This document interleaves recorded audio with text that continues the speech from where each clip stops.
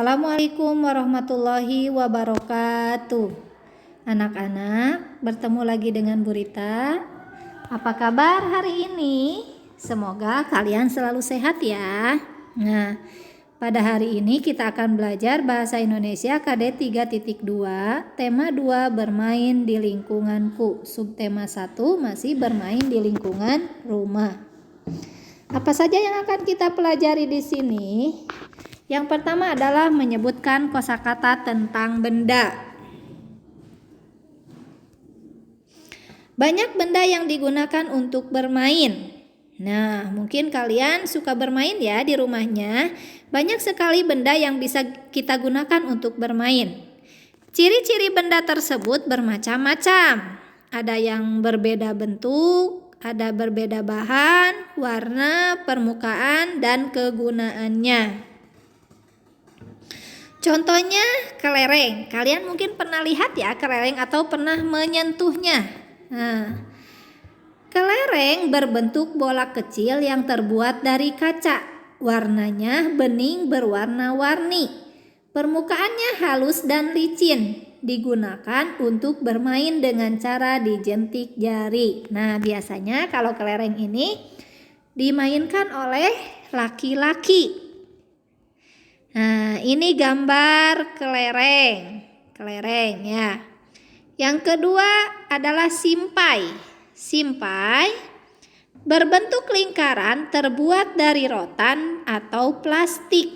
Jadi simpai itu berbentuk lingkaran terbuat dari apa saja? Bisa terbuat dari rotan atau bisa terbuat dari plastik. Simpai rotan berwarna coklat muda. Simpai plastik berwarna-warni. Simpai digunakan dengan cara diputar di pinggang.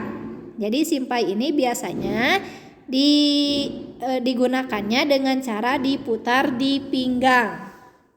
Nah, ini adalah contoh simpai yang terbuat dari rotan. Ciri-ciri benda dapat dibedakan berdasarkan warnanya, kemudian ukuran bentuknya, wujudnya, permukaan, dan rasanya. Permukaan benda ada yang halus dan ada yang kasar. Kasar artinya kesat atau tidak halus. Jadi kasar itu adalah kesat dan tidak halus. Misalnya buah durian, buah salak. Kemudian ada permukaan batu. Batu itu ada yang kasar, ada yang halus ya. Kemudian ada halus. Halus artinya adalah licin atau lembut, misalnya buah apel, kemudian permukaan meja, kemudian kelereng. Nah, itu contoh dari permukaan yang halus. Bentuk benda ada yang tetap dan ada juga yang dapat berubah. Tetap artinya tidak berubah keadaannya dan kedudukannya. Jadi seandainya di gimana-gimana itu tidak berubah kedudukannya, itu adalah tetap. Berubah artinya menjadi lain atau berbeda dari semula. Jadi bentuknya akan berbeda. Menuliskan hasil pengamatan tentang benda. Nah, karena di situ ada tentang benda, kalian bisa mengamati sebuah benda. Bagaimana cara mengamati sebuah benda? Ada langkah-langkahnya. Yang pertama, kalian amati dulu, dilihat dulu dengan teliti benda-benda yang akan kita amati. Contohnya, mau mengamati kelereng. Dilihat kelerengnya, bisa dilihat, bisa diraba dulu ya. Kemudian catatlah hasil pengamatan yang mencakup nama benda, kemudian apa yang terjadi pada benda tersebut, terus apa yang dilakukan kepada benda tersebut dan mengapa bisa terjadi. Jadi dicatat, contohnya nama bendanya kelereng. Apa yang terjadi? Kelereng itu permukaannya halus. Apa yang dilakukan untuk melakukan atau untuk bermain kelereng itu dengan cara dijentik gitu. Mengapa bisa terjadi? Bisa terjadinya kelereng itu terbuat dari kaca. Nah, kemudian setelah kalian mengamati, kemudian tadi sudah ditulis namanya, diingat namanya, kemudian apa yang terjadi, apa yang dilakukan dan mengapa bisa terjadi, kita bisa langsung menulis hasil pengamatan tersebut di buku tulis setelah dicek ulang. Nah, sekarang kita akan belajar menjelaskan makna kata tentang keragaman benda. Makna itu arti ya.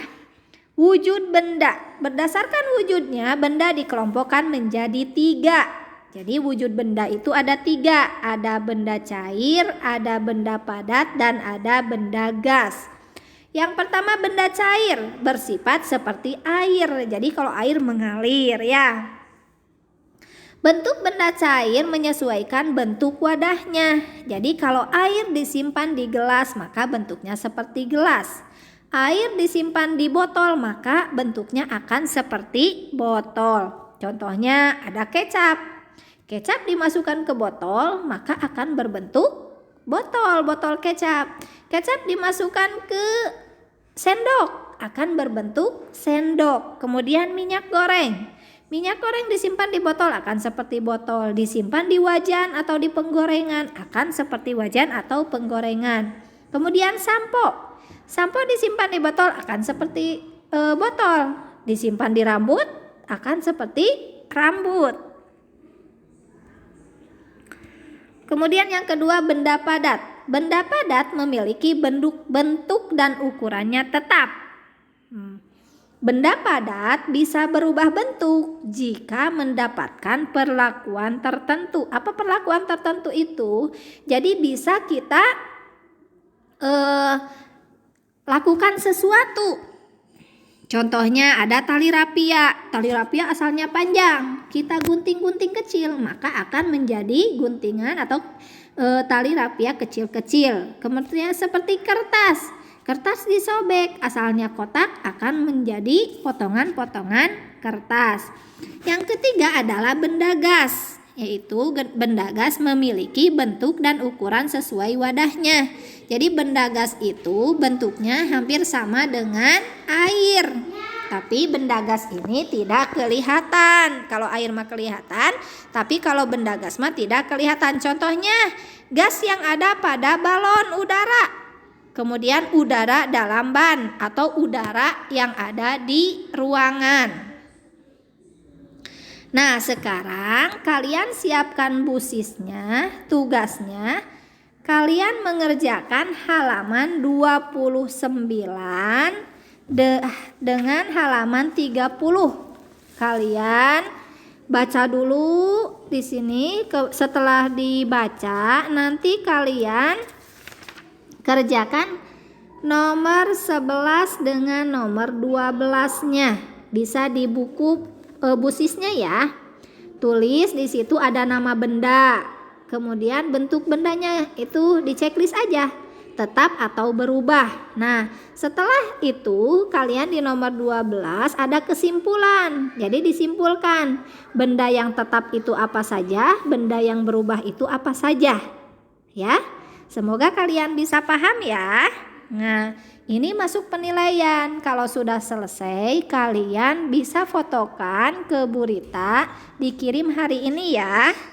Terima kasih atas perhatiannya anak-anak. Semoga apa yang Ibu sampaikan bermanfaat bagi kalian ya. Wassalamualaikum warahmatullahi wabarakatuh.